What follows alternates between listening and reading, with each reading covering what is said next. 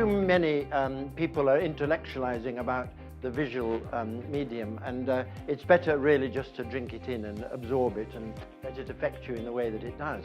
But I'm reminded of the great Cartier-Bresson line, which hopefully I can remember, because I think it's probably the maxim that I will always like to recall. I wish I could say it in French, but regrettably I can't.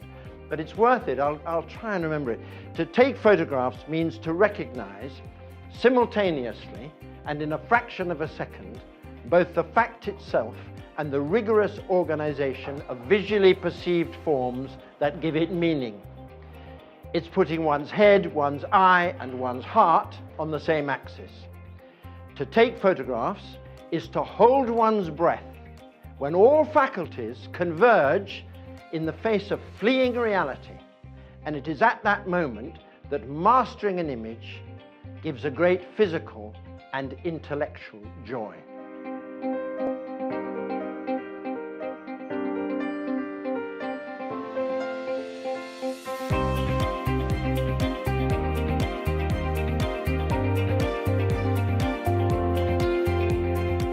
I approach photography in a very mindful way. It's about the time and space.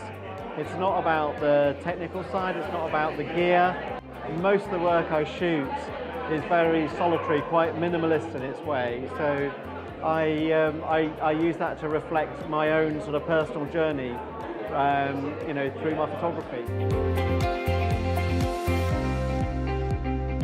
I'm inspired by the natural world.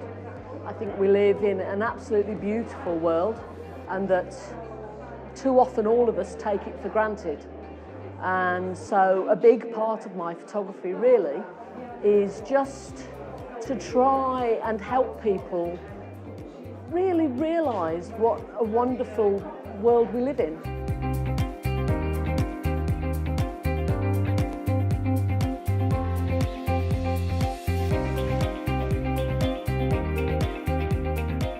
I'm less inclined to produce something that's realistic. I'm looking for an impression. Abstraction interests me, colour and shape interests me, and that's where my heart is. A photograph, when it's printed and hung on the wall, gives people the most direct chance to engage with an image and to engage with the photographer and ultimately share their experience. For me, there's really nothing more beautiful than being able to see another person being truly moved by one of my images. It's a struggle. It's full of insecurity. It's full of anguish. And it's full of photographic ecstasy, whatever you want to call it. But the really important thing is that it's being printed, as Astrid rightly said, and it's being brought to a wider audience in this lovely gallery, which is in a perfect position.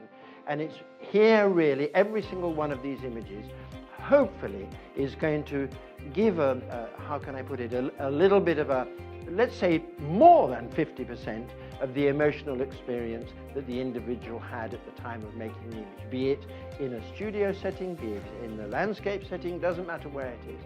It's that individual who has brought an image to the wider world, and it's an expression of their response to their world around them at that time.